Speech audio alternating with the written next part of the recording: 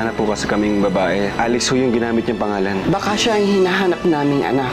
Alam ko, pero wala dito ngayon si Alice. Pumunta siya sa ospital. Hinahanap niya kasi si Mr. Monteclaro. Bakit hindi na lang siya umuwi sa bahay namin? Mayroon kasing amnesia si Alice. Akala namin wala na siyang pamilya. Patawad dahil inagawan ka namin ng anak. Haling Senny, may kumuha po kasing lalaki kay Alice. Oh my God, Maggie! You're alive! Sana tulungan mo akong hanapin ang anak ko. Gusto ko rin sanang makita yung mga magulang ko. Kung ako sa'yo, hindi ko na sila kakilalanin. Bakit? Dahil masasama silang tao. Nung nalaman nilang buntis ka, tinakwil ka nila. And you know what's worse? Pinamatay nila ang anak mo. Masamang tawang nanay mo, mamamatay tao siya. She's my mom. Hindi niya kayang pumatay ng tao. Kaya please, wag niyo siyang siraan. Ang kapal din naman talaga ng mukha mo, Ruth, para tawagan ako. Gusto kong isalin niyo sa akin ang lahat. Lahat ng ari-arian ng mga Monteclaro. Bakit ko naman gagawin yon? Dahil nasa akin lang naman ang anak mo. Kaya gusto ko ng transfer papers tonight. And if I don't get it, well, poor Maggie. Oh my God, si Maggie! Kay Ruth nga si Maggie.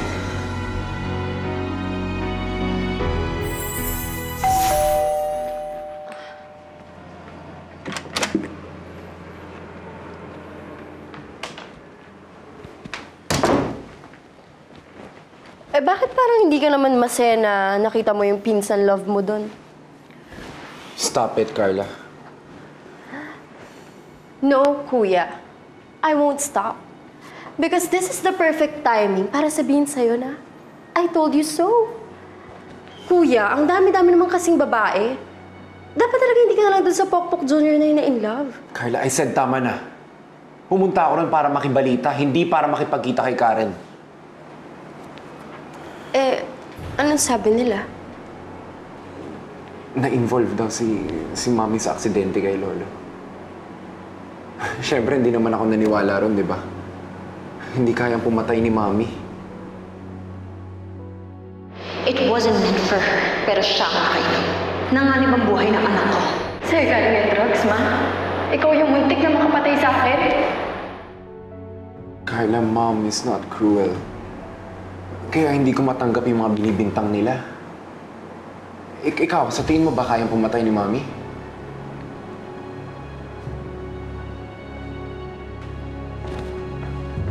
Saan ka pumunta? Subukan ko kausapin si Mami. Ayusin ko lahat ng problema na to.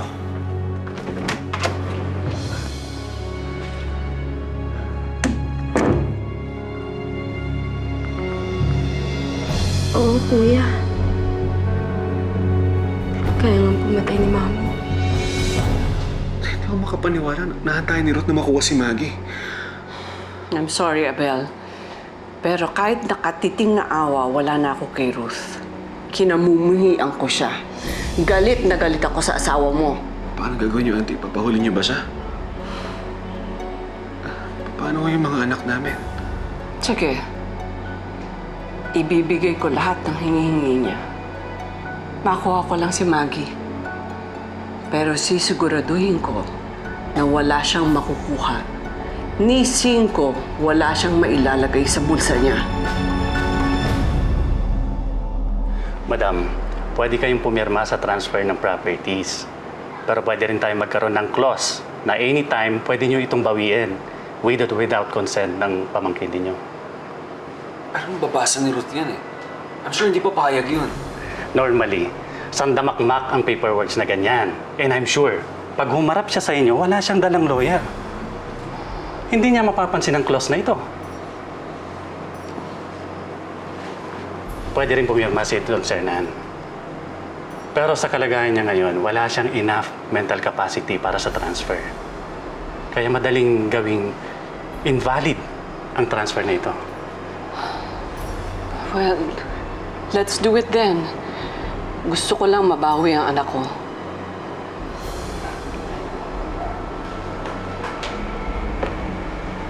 Oo, bawiin niyo ang anak ko. Kahit ibigay ko ang lahat ng pera ko, okay lang. Basta buhay na ibabalik sa akin si Mami. Parel? Ano to? Bakit? Di ba sabi mo nagagalit ka sa mga magulang mo? Para mawala yung galit mo, gumanti ka. Pero Ruth, hindi ako mamamatay tao. This is the only way para maipaghiganti mo ang anak mo.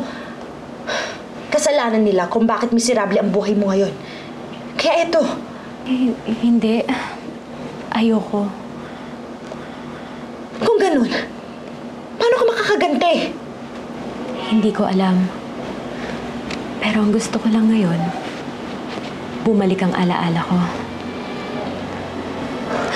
Kasi gusto kong maalala yung pakiramdam na nakikita ko yung ngiti niya, yung tawa niya, yung pag-iyak niya, kung gaano siya kagaan. Yung gusto kong maalala yung gaano kaliit yung mga paa at mga kamay niya. Gusto ko yung pakiramdam na buhat-buhat ko ang anak ko. Saka yung yakap-yakap ko si Ana Karenina. Hindi ko naman gusto kong bumalik eh. Ang gusto ko lang naman, bumalik yung alaala.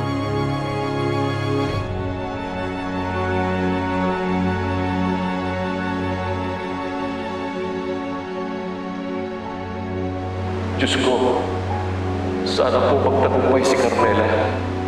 Sana mabawi ang anak ko. Hello, Ruth. Handa na mga papeles. Magkita na tayo. Makikita na kami ni Auntie for the papers. I can't believe this. Makukuha ko na rin sa wakas ang lahat ng gusto ko. Anong gagawin natin sa pinsan mo? Ayaw niyang barilin si Doña Carmela. Pinsan? Si Tita Maggie? Isa lang naman ang ginagawa sa mga ayaw sumunod. Kung ayaw saktan ni Maggie ang nanay niya, edi patahimikin mo siya. Katulad ng ginawa mo kina Brad at Angel. I'm leaving para kunin ang mga papers. Pero pagkalis ko, tapusin mo na siya. I'll triple your payment. Just make sure na bago matapos ang gabing to, wala na si Maggie magtiklaw.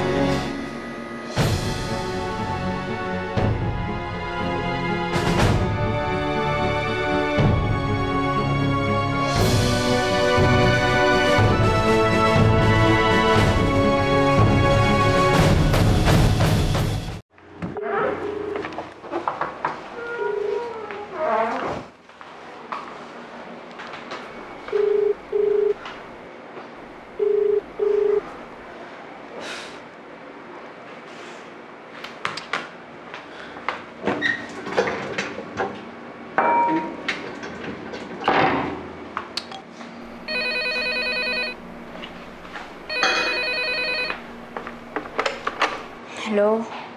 Hello? Aldrin? Hello, Karen. Si Aldrin to. Asa si Daddy? Kailangan ko siya makausap. Kasama ni Lola Carmela, lumabas sila. Teka lang, may kailangan akong sabihin sa'yo. Gusto kong mag-sorry sa mga sinabi ko. Sorry. Sorry dahil sinabi ko masama yung nanay mo. Alam kong hindi ko dapat sinabi yun. Kaya nga, nagsisisi na ako eh. Mahal kita, kaya lahat ng mahal mo sa buhay, mamahalin ko rin. Kahit nanay mo, pipilitin ko. Teka, Karen. Mahal mo ako?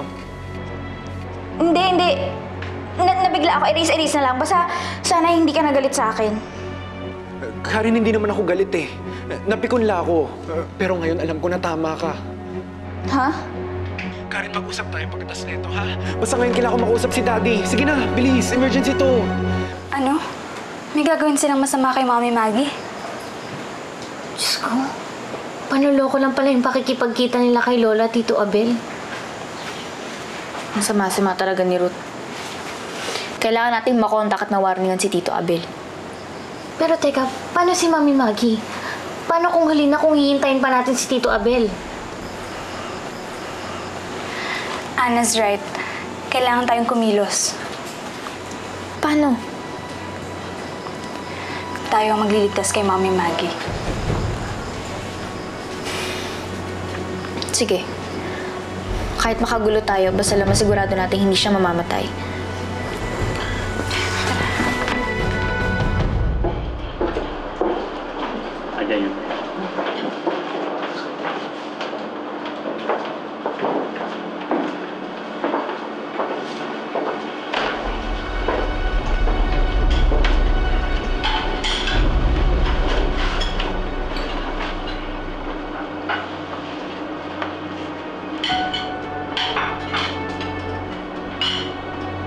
magkakasama ng brother mo?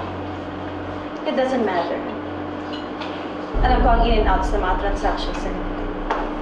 I was the COO of Monte Claro Conglomerates, remember? So, where are the papers? Here.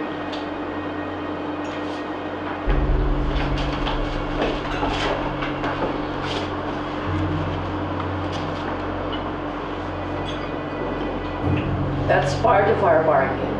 Nasa na ngayon si Maggie?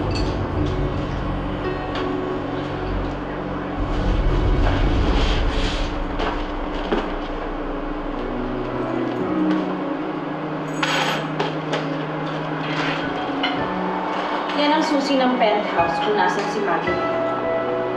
Pagkatapos ng usapan natin, tatawagan ko ang tauhan ko na umalis na siya doon. Then you can go.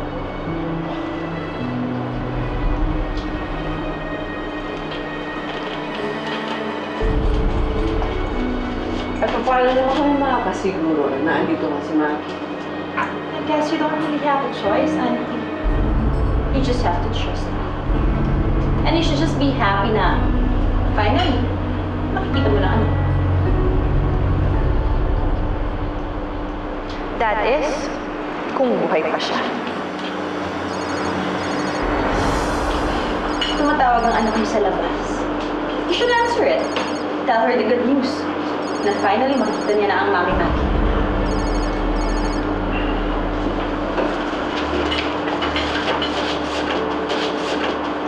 Daddy, si Tita Ruth. Balak niyang patayin si Mami Maggie. Papunta na kami sa penthouse. Nandun si Mami. Ano? What?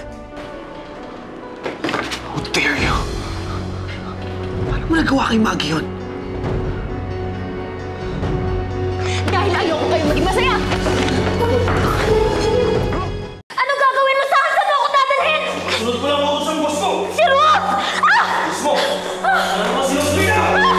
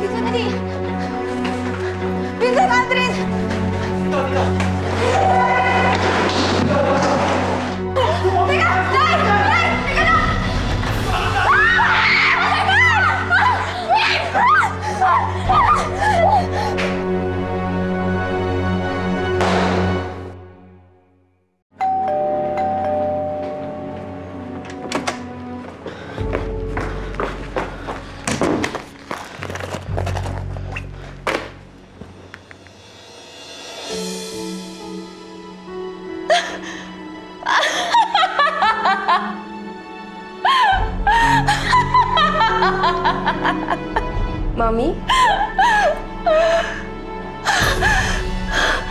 Carla! Oh, Carla! Bakit? Carla, I'm just so happy. I am so happy because I have everything under control now. Tapos na ang problema natin. Tapos na, anak.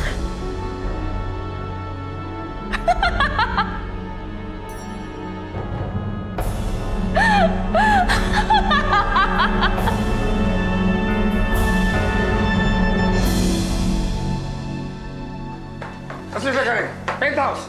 You two, take the stairs. You two, back entrance. The rest, stay with me.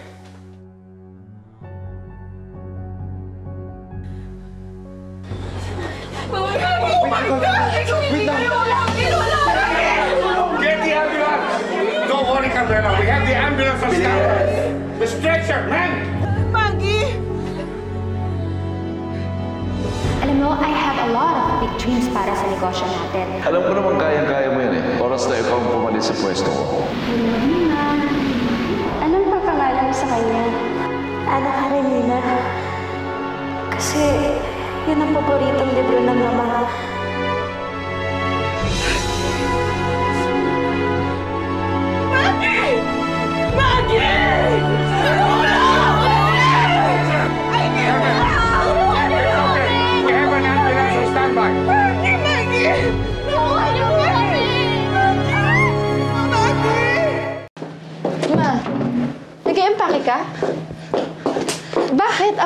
Everything's under control. Aalis na tayo dito sa hotel. We're not safe here. Sabihin mo na ang Kuya Aldrin mo. Aalis na tayo. Eh, wala dito si Kuya eh. What? Pinuntahan ka niya sa penthouse. Gusto ka raw niya kausapin. Hindi pa kayo nakita? Well, obviously, hindi. Kaya ako nga siya hinahanap, di ba? Hindi ko talaga alam kung kanino kampi ang kuya mo eh. He's really testing my patience.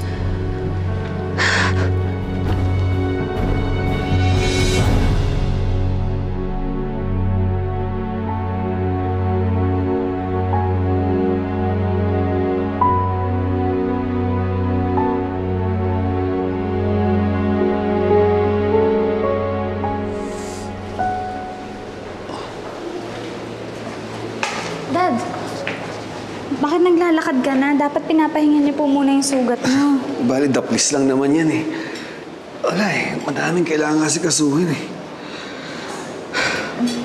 Nahanap na po ba yung lalaking bumaril? Si Peter, wala, nakatakas nga siya eh, pero hinahanap na siya.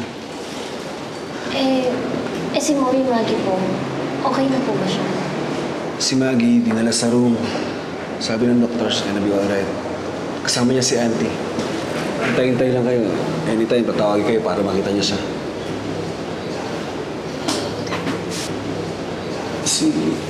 Si Aldrin pala.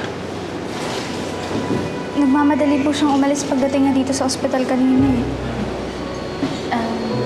Ang sabi niya po, babalikan daw po niya si Carla at si Ma'am Ruth.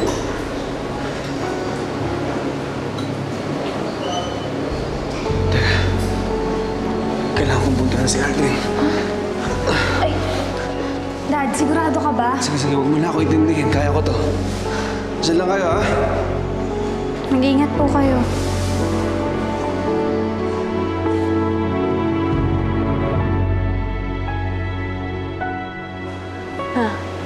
Ano ba talaga nangyayari? Bakit ba tayo nagmamadali?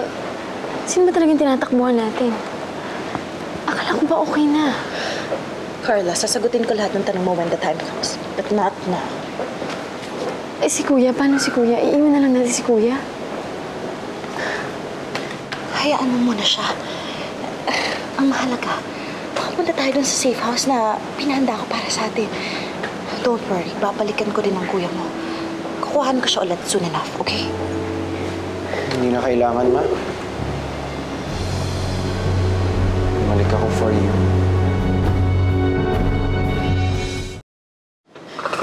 Aldrin, you're back. And that's good. But we have to go now, okay? No. No?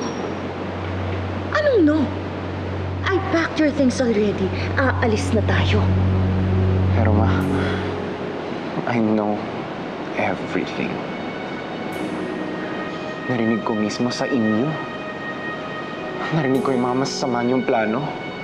Alam ko na binablockmail niyo si Lolo at Lola. At alam ko gusto niyong ipapatay si Tita Maggie. What? Ma, please, tigilan niyo na po ito. No. Never. Ma, tama na. Enough na. Sige na. Aldrin, ngayon pa ba ako titigil? Kung kailan ako ng lahat ng gusto ko. Anong gusto mo? Magkawatak-watak tayo, ganun? Yun ang mangyayari kung hindi ka sasama sa amin. Kaya halika na, aalis na tayo. No.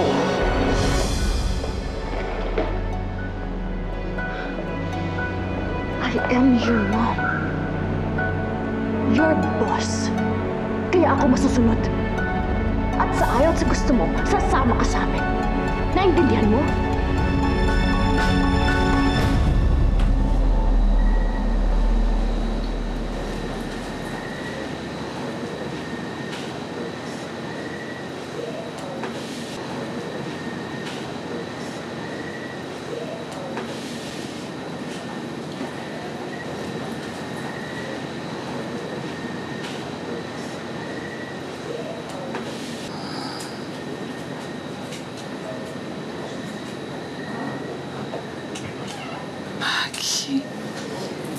You're awake. Oh my God, I was so worried. Mommy? Yes.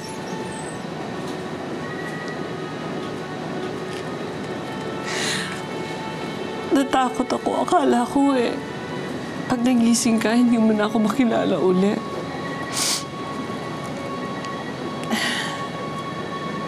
Don't worry, Mom. Naalala ko pa rin kayo.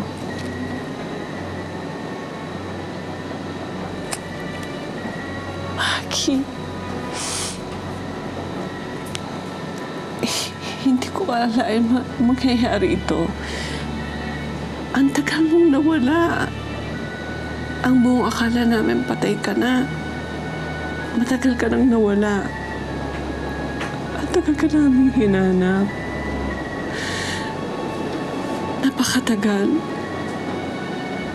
Nangulila ako, anak. Akala ko hindi na kita mayayakap o mahalikan muli.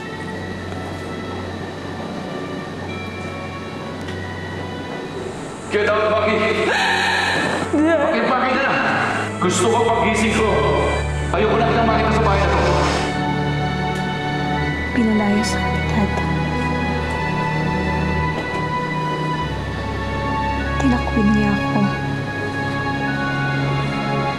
At wala kayong ginawa. Pinagsisihan namin ng daddy mo ang nangyari. Ang laking pagsisisi namin. I'm sorry. I'm so sorry. We paid for it dearly. Kung alam mo lang, yung paghihirap na dinaanan namin nung nawala ka, anak. Nawala ka sa tabi namin.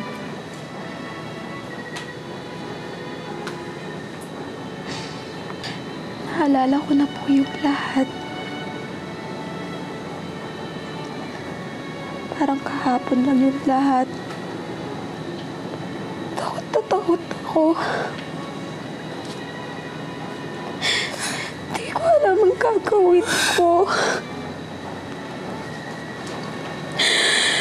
Buntis ako. Pero wala akong mapuntahan. Wala akong malapitan. Mami, iniwan mo ko. Basta, umalis ka. Wala kang pasabi. Umalis ka patungong Amerika kasama si Daddy.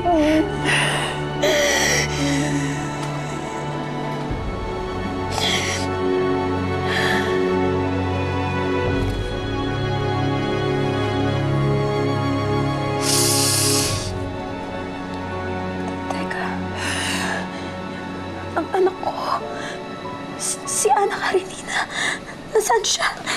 Maggie, nakita na namin siya. Nandito lang siya. Maggie, sa wakas nakita na rin po namin kayo. Akala po namin hindi na namin kayo makikita May 3 dalagita. Tinawag nila akong Mommy. Bakit sila 3? Sino sa kanilang anak ko? Maggie, hindi rin namin alam.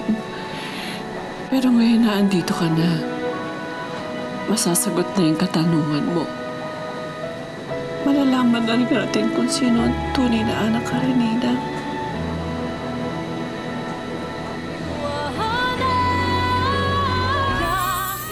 Everything I did it for us! You did this for yourself because you're selfish, you're greedy, and you're just using us to justify your mistakes. Kaya tama na! Sir Nan, may bisita ka.